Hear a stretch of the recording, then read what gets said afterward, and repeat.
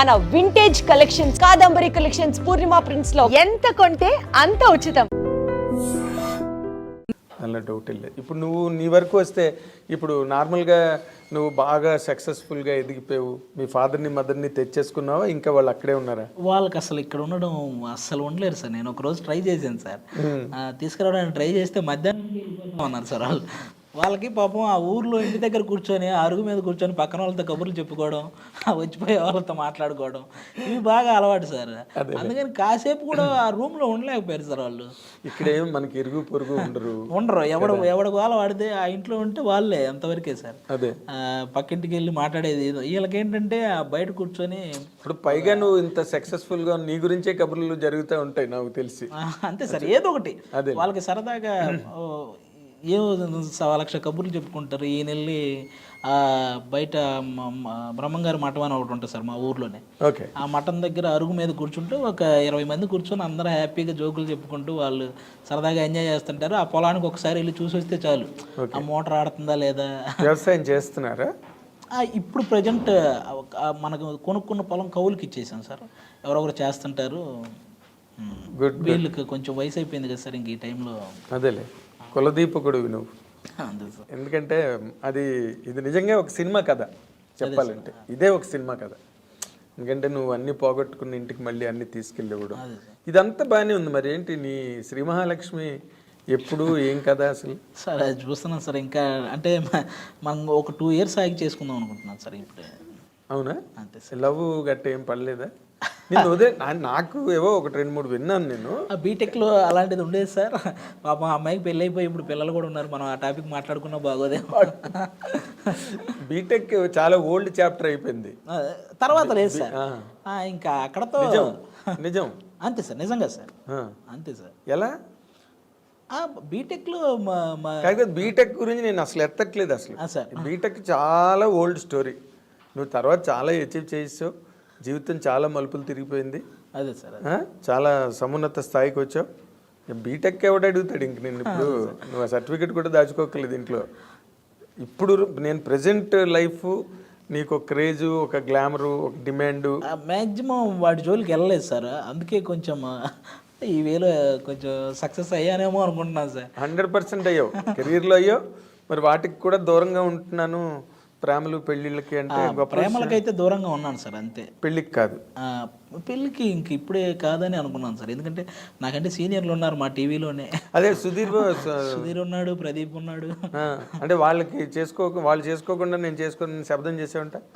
అంతే సార్. శబ్దం చేసావు, ప్రమాణం చేసావు? ప్రమాణం ఏం లేదు సార్, మాకు ఒక సరదా డిస్కషన్ ఉంటుంది కదా సార్. వాళ్ళు ఎప్పుడైనా ఎరాని ఇది ఎప్పుడంటే అన్న ఫస్ట్ మీరు చెప్పండి, మీరు నాకంటే పెద్దోళ్ళు, మీరు అయ్యాక నేను చేసుకుంటాను. అసలు వాళ్ళది ఎందుకు వెళ్ళట్లేదు? ఏదో సుధీర్కి ఏదో లవ్ అఫేర్ ఉంది అంటున్నారు. అవన్నీ టీవీ పర్పస్ సార్. అలాని కాదు సార్, వాళ్ళు కూడా వెయిటింగ్. ఊరికే నాదంతా జీరో అయినా అలా ఏం లేదు సార్. వాళ్ళకు ఒక కెమిస్ట్రీ ఖచ్చితంగా వర్కౌట్ అయినట్టే కదా సార్. 9 years చేశారంటే ఆ కెమిస్ట్రీ ఉంటుంది కదా. అవునులే. దాన్ని వాళ్ళకి ఇంకా వాళ్ళ పర్సనల్ సార్, అది ఏదున్నా వాళ్ళు తేల్చుకోవాల్సింది వాళ్ళిద్దరు. అవును సార్, అవును. అంతేనా? అవును. సో ఇప్పుడు వాళ్ళు అయిపోగానే నువ్వు లైన్లో ఉన్నానంటావు. అంతే సార్. ఇది అసలు ఏంటి కండిషను? అసలు మీ ఇంట్లో వాళ్ళు ఒప్పుకుంటున్నారా నిన్ను? ఇంకా నేను నా పనిలో ఉన్నాను కదా సార్. ఇంకా వాళ్ళు నన్ను నా అంతకు నేను చెప్పే వరకు పాపం వాళ్ళు కూడా ఏమీ అడగరు సార్. అదే లాక్ చేసేవాళ్ళని. అంతే సార్. అసలు నార్మల్గా నువ్వు ఒక మాట చెప్పు. ఈ సినిమా ఇండస్ట్రీలో సెలబ్రిటీస్ అయిన వాళ్ళ మ్యారేజెస్ 2 రకాలుగా ఉంటాయి. అదే సార్. ఒకటి మన సుధీర్ లాగా ఇండస్ట్రీలో ఉన్న వాళ్ళే కొలీగ్స్, వర్క్ షేర్ చేసుకున్న వాళ్ళు ఒకటి. రెండోది ఇక్కడ ఉన్నప్పటికీ కూడా పేరెంట్స్ చూసి ఏదో సంప్రదాయాలు, కులం, నక్షత్రం, జాతకం, ఇవన్నీ ఉంటాయి కదా ఒక సైడ్. ఈ రెండిట్లో దేనికి నువ్వు మొగ్గు చూపిస్తావు?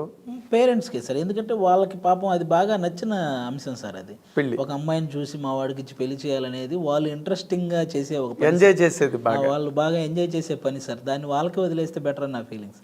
అంతేనా? అంతే సార్. Great, really great. ఎందుకంటే నువ్వు ఉన్న ఈ రకమైన షో వరల్డ్లో బోల్డ్ టెంప్టేషన్స్ ఉంటాయి. నువ్వు ఎంత చెప్పినా, ఎంత కాదన్నా, ఎంత సుధీర్ ప్రదీప్ మీద తోసేసినా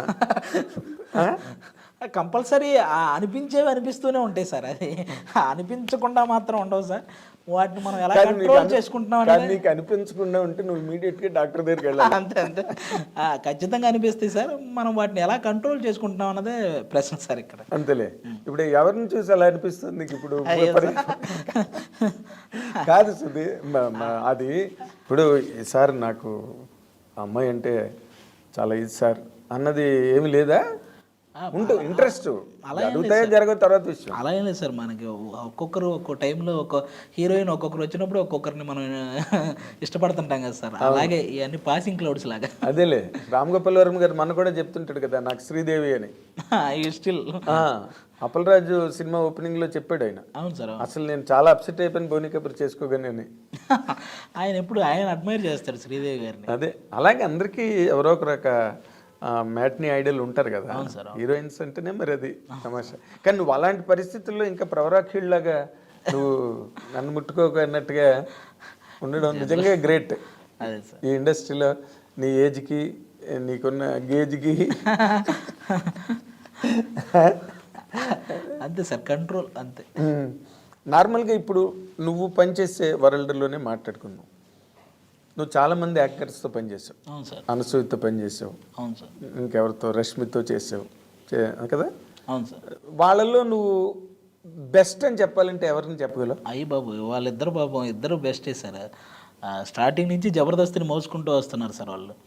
వాళ్ళు కూడా వన్ ఆఫ్ ద పిల్లర్ జబర్దస్త్కి. Anasuya, Rashmi compulsory sir. ఇద్దరే. అవునా? ఇద్దరికి సూపర్ టాలెంట్ ఉంది సార్. బట్ అందులో కూడా గ్రేట్స్ ఉంటాయి కదా. బాలు గారు గ్రేట్, ఘంటసాల గారు గ్రేట్. బట్ ఎందుకు సార్ గొడవలు అయిపోతాయి ఎవరి పేరు చెప్పినా? ఎందుకంటే ఇద్దరితో నేను వర్క్ చేయాల్సిన వాడిని. అదే, నిన్ను చంపేస్తారేమో. నువ్వు అక్కడికి వెళ్ళి అనసూయ గ్రేట్ అంటావా అని రష్మిని గ్రేట్ అంటావా అని అనసూయ. అంతే సార్. వాళ్ళతో వర్కింగ్ ఎట్లా ఉంటుంది నీకు? చాలా బాగుంటుంది సార్. ఇద్దరు స్పోర్టివ్నెస్ ఎక్కువ సార్ ఇద్దరికి. ఎందుకంటే నేను ఇద్దరితో వర్క్ చేస్తాను, ఇద్దరి మీద డైలాగులు వేస్తుంటాను. చాలా స్పోర్టివ్గా తీసుకుంటారు సార్. ఓకే. ఇప్పుడు నార్మల్గా రష్మి అంత సోషల్ మీడియాలో అంత హల్చల్ ఏమి ఉండదు, కానీ ఏదో ఉంటుంది తనకు ఉన్నది. కానీ బట్ అనసూయ మాత్రం మామూలు రేజ్ కాదు, ఫైర్. అనసూయ కూడా పాపం ఏం ఉండదు సార్. ఆ కాసేపు ఏదన్నా కోపం వచ్చిందంటే కాసేపు అలా మాట్లాడతారేమో, కానీ వెంటనే చాలా సాఫ్ట్ సార్ ఆ అమ్మాయి. అవును, చాలా సాఫ్ట్. బట్ నువ్వు సాఫ్ట్ అని మనం అనుకుంటాం, బట్ సోషల్ మీడియాలోకి వచ్చేసరికి మామూలు ఫైర్ కాదు. అంతే సార్. తను ఏదో అంటుంది, ఇంకా అక్కడి నుంచి ఫ్యాన్స్, నెటిజన్స్. అంతే సార్. నాకు తెలిసి ఆ అమ్మాయి ఏం చేసినా ఒకవేళ ఆ అమ్మాయి రైట్ అనుకుంటే ఆ టైంకి చేసేస్తుంది సార్. అందులో మరి వెనక ముందు ఆ అమ్మాయి రైట్ అనుకుంటే చేసేస్తుంది సార్ అందులో. అదేలే, తను మళ్ళీ అక్కడ ఉన్నప్పుడే చాలా సెన్సేషను. మన యాంకర్గా ఉన్నప్పుడే. ఇంకా రంగమ్మత్త అయిన తర్వాత రేంజ్ మారిపోయింది. కానీ బాగా చేసింది సార్ ఆ అమ్మాయి. రంగమత్తగా చాలా బాగా చేసింది. రీసెంట్గా పెద్ద కాపు సినిమా రిజల్ట్ ఎలా ఉన్నా కూడా ఆ అమ్మాయి క్యారెక్టర్ బాగానే ఉంటుంది సార్. అంటే డైరెక్టర్లు కూడా ఇప్పుడు తనకి ఒక క్యారెక్టర్ అని వాళ్ళు రాసుకుంటున్నారు. అదే